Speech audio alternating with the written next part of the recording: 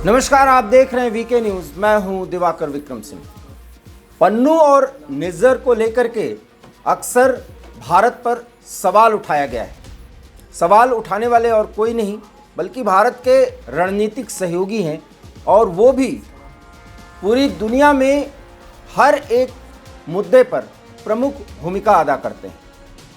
Canada, Britain और America और भारत के रणनीतिक सहयोग की स्थिति क्या है, ये अभी हम आपको बताएंगे।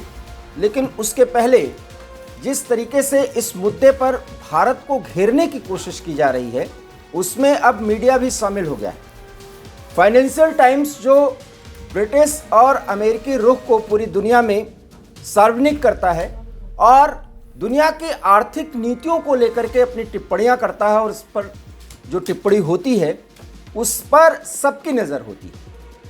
भारत के प्रधानमंत्री नरेंद्र मोदी के साथ एक साक्षात्कार लिया गया फाइनेंशियल टाइम्स की तरफ से, और उसमें कई अहम मुद्दों पर सवाल किए गए।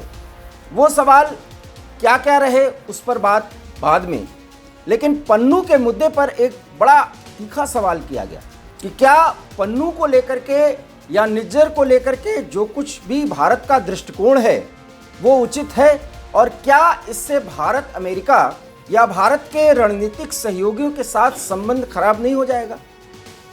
अब आप समझ सकते हैं कि फाइनेंशियल टाइम्स ने इस सवाल के जरिए भारत के प्रधानमंत्री के रुख को किस अंदाज में जानने की कोशिश की और इस सवाल के जरिए क्या बड़ा दबाव बनाने की कोशिश की। इसलिए हमने आपको ये सवाल बताया कि फाइनेंशियल टाइम्स की तरफ से सवाल पूछा क्या गया था। प्रधानमंत्री ने उसका जो जवाब दिया वो भी आप समझिए और ये देखिए कि भारत की विदेश नीति कितना बदल चुकी है और क्या सचमुच में इतना बदली है कि जिस पर विपक्ष सवाल उठाता है वो सही भी है या नहीं। जब प्रधानमंत्री ने इसका उत्तर दिया तो उन्होंने कहा कि पन्नू को लेकर के कुछ इनपुट्स आए हैं, हमारी उस पर नज़र है, लेकिन अभी भी कुछ ऐसे सबूत मिलने चाहिए जिस पर हम गौर करें। अब आप सोच रहे होंगे कि इन्हीं पन्नू और निज्जर के मामले में कनाडा और अमेरिका के रुख पर भारत के विदेश मंत्री एक बयान दे चुके हैं, और उसके बाद वो मीडिया में भी और जिस भी मंच पर जाते हैं स्पष्ट करते हैं कि कनाडा के प्रति भारत का रुख इतना तल्ख क्यों है और अमेरिका के रुख पर भारत इतना संजीदा क्यों है।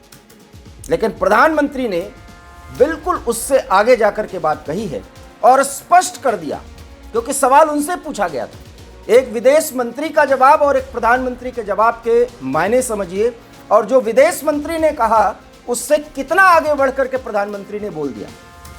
और ये बात अगर बाइडेन तक पहुंचेगी तो बाइडेन भी समझेंगे कि उनके प्रशासन से चूक कहां हो रही, क्योंकि बाइडेन पर और कनाडा के प्रधानमंत्री जस्टिन ट्रूडो के नजरिए के बारे में भारत के विदेश मंत्री एस जयशंकर ने जो बताया उसके मायने ये हैं। जयशंकर ने यह कहा कि जब कनाडा ने सवाल उठाया निज्जर के मुद्दे पर तो वो आशंकाओं पर आधारित था, और उस पर संसद में कनाडा के प्रधानमंत्री ने जवाब तलब में वहां के लोगों की नाराजगी भी झेली। और खबर तो यह है कि कनाडा के लोग भी नाराज हैं कि ट्रूडो ने आशंकाओं के आधार पर भारत के साथ संबंध खराब कर लिया, क्योंकि ट्रूडो ने यह कहा था कि हमारी ये आशंका है कि निज्जर की हत्या में भारत के खुफिया एजेंट शामिल हो सकते हैं, इसके कई प्रमाण हमें मिल सकते हैं, ये आशंका जताई जा रही है और इस आशंका पर हम कायम हैं।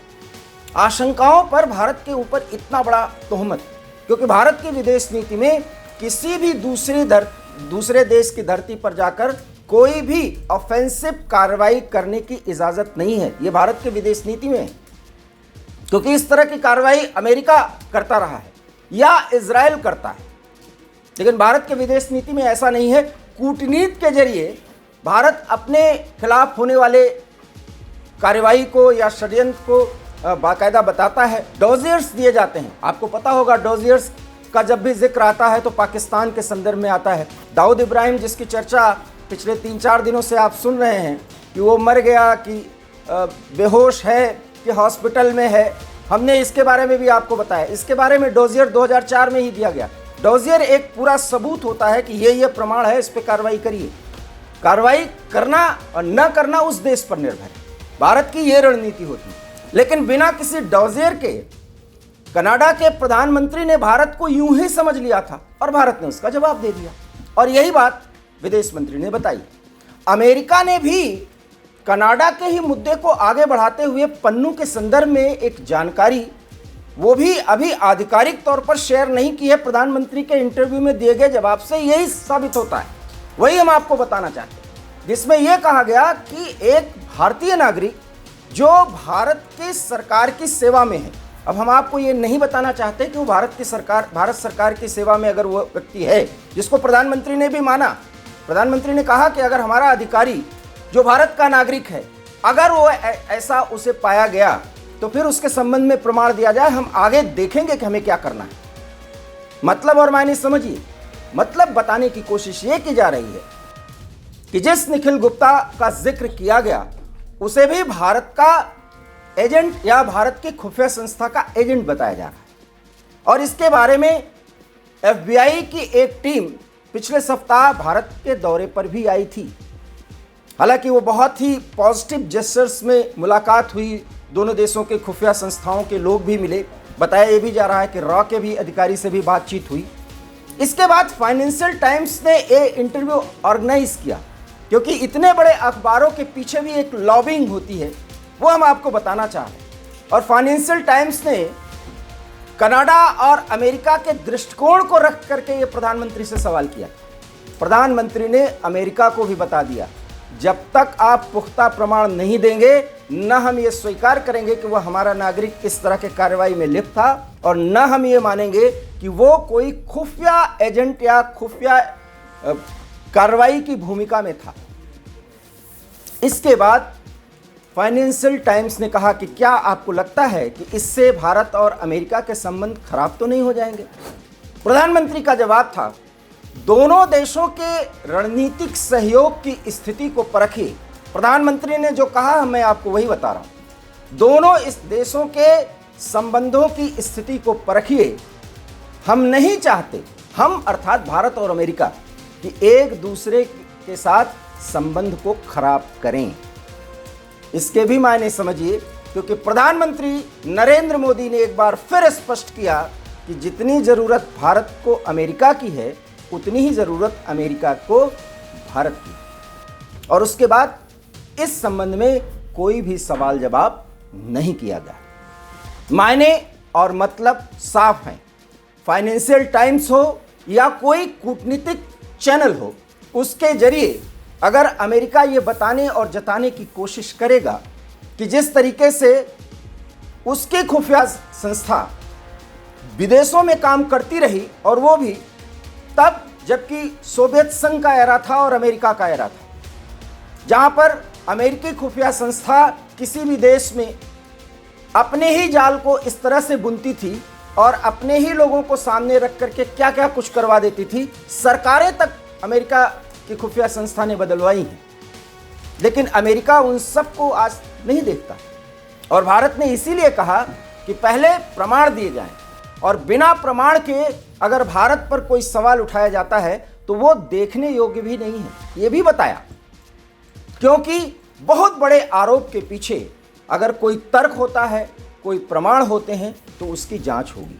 और यही नहीं, प्रधानमंत्री ने यही नहीं कहा, पहले कहा सबूत दीजिए, हम उसका परीक्षण करेंगे, उसके बाद उपयुक्त चैनल से उसका जवाब दिया जाएगा।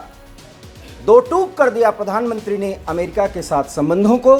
मतलब अगर दोनों का संबंध है तो रणनीतिक सहयोगी के माने दोनों की भूमिका बराबरी की है, और बराबरी की स्थिति में कहीं भी कोई कन्फ्लिक्ट आता है तो बराबरी के आधार पर ही एक दूसरे के साथ व्यवहार किया जाए, सूचनाओं को साझा किया जाए और उसके आधार पर कार्रवाई की जाए, और कार्रवाई के दौरान किसी भी तरह की ऐसी स्थिति न बनाई जाए जिससे दोनों देशों के बीच संबंध खराब हो।